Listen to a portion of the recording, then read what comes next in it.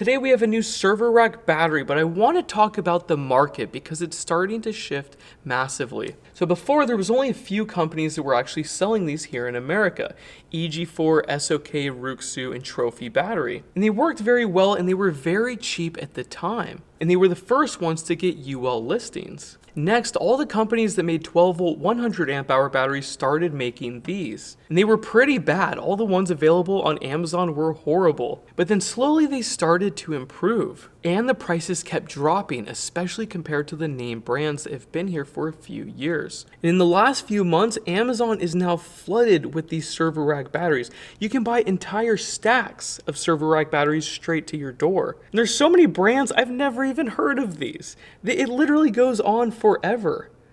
Literally forever. Like, you can just keep scrolling and scrolling and scrolling. Now, the first one that was good on Amazon was the Ecoworthy. It was also the first one with closed loop communication. But the first one they came out with had real issues, but they kept improving it. And in that time, other budget server rack batteries came to market, like the Vatier, and that one was fantastic. It did not have closed loop communication, but guess what? It worked really well and it pulled really good capacity numbers. Fast forward a few months later and they're all really good now. They fixed pretty much all the problems that we complained about. Now this week, SOK, the server rack battery, which was very popular, they're not making those anymore. Once they run out of inventory, that's it. They're done. Now EG4's budget server rack battery, which was probably the most popular in the last few years, last week it was $1,400 each, and now they dropped it recently to $1,200.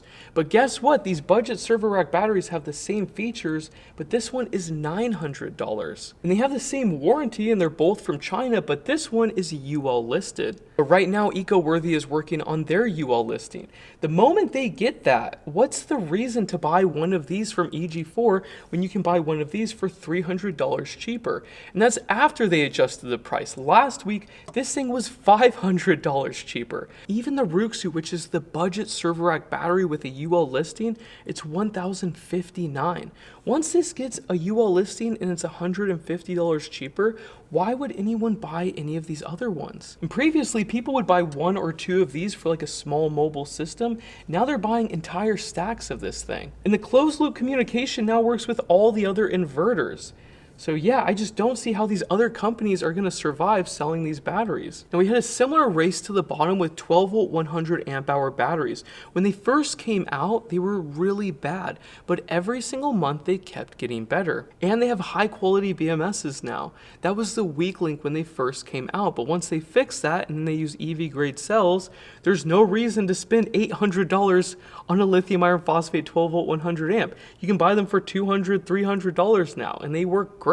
And all the small distributors stopped supplying those. And I think that's going to occur with these server rack batteries because these things are actually good now. And I realized all of this when I was doing the testing. I was like, why would you buy anything else? This thing is actually working well. So anyways, let's go back to the video. I'm going to be comparing version 1 to version 3 and all the technical differences. But first, let's talk about the capacity tests, because on version 1, it only passed for half the batteries.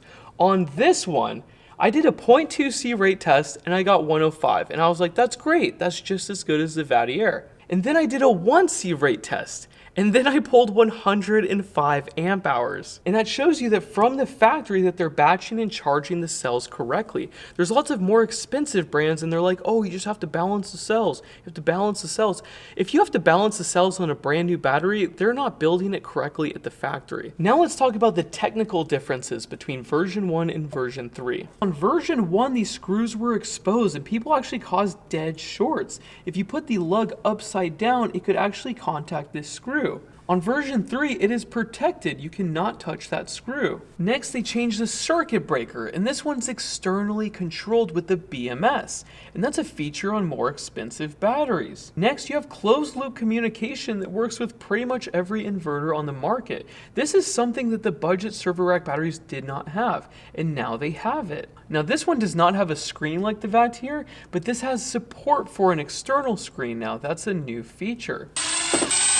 Next thing they changed is the polarity of the terminals. So you'll notice that instead of having the negative on the left, you have the positive on the left. And this is what most big brands are doing. So you should be able to connect this in parallel with those other batteries. They'll never recommend you do that, but it's totally safe to do so. But what I don't like is how they wired it up. So see how on the version 1, these are pretty short conductors? On this one, they made them really long. I think they should have taken all these cells and put it the other way so they could have the same length conductors as before. Next, on the old version, they used flat bus bars, and I complained about this in my video. This does not allow for expansion and contraction between the cells to reduce lateral forces on these cell terminals. But on the newest version, they have it on every cell. Next, on version 1, they didn't glue the temperature sensors to the actual cells, but on this one, they actually are. And I took this one apart when I first got the battery. I still prefer a ring terminal temperature sensor though. This could be improved. Also, I don't like all these wires going out to the circuit breaker. This just looks messy. They should have redesigned it when they did version 3. So maybe they'll do version 4, which is more orderly and with shorter conductor lengths. Next, the new version is 7 millimeters taller. And I didn't think it would make that much of a difference, but it really does. So make sure that you buy the proper size server rack for the new version. Now, something I hate is there's no more handles. So moving this thing is a pain in the butt. On the old one, these handles are so nice. And these usually reduce shipping damage because they protect the terminal.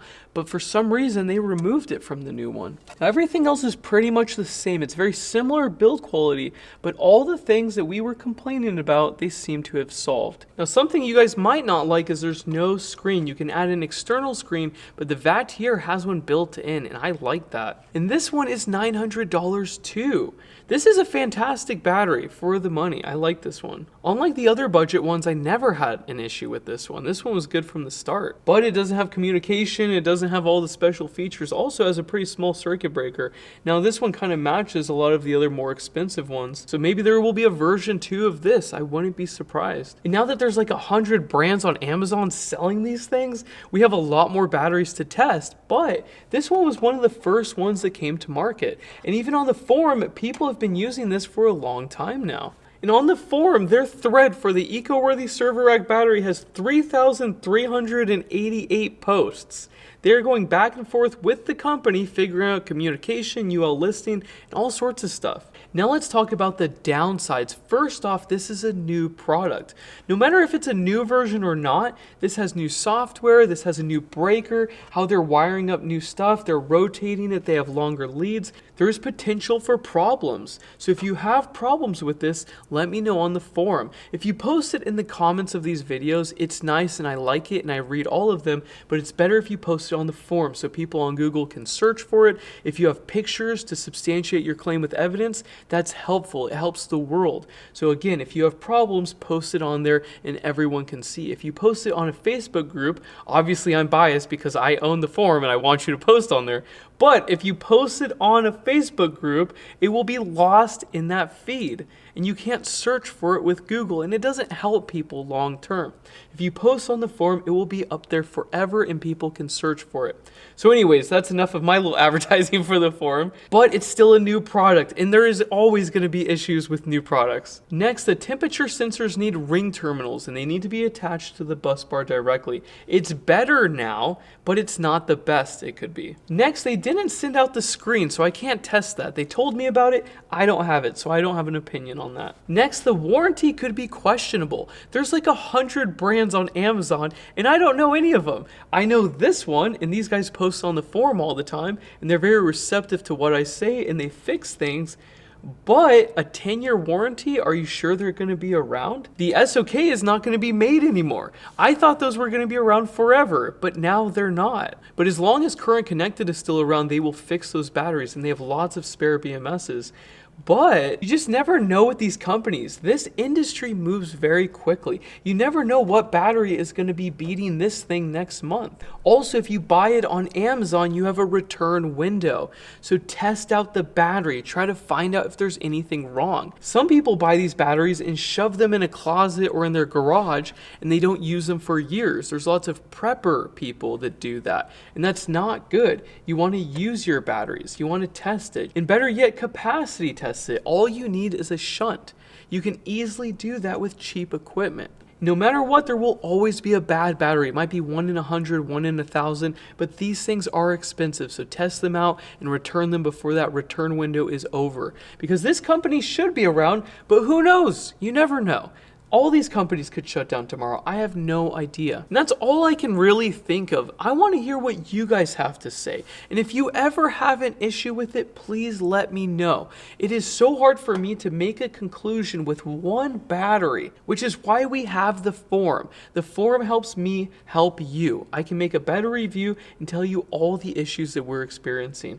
With the Ecoworthy, I think these are worth a try. The same as the Vatier, and then we'll have some new ones coming up that I'm going to test out, which I can't wait. But for now, these were like the first ones on Amazon that I saw. So it's nice to see them fixing the things that we complain about.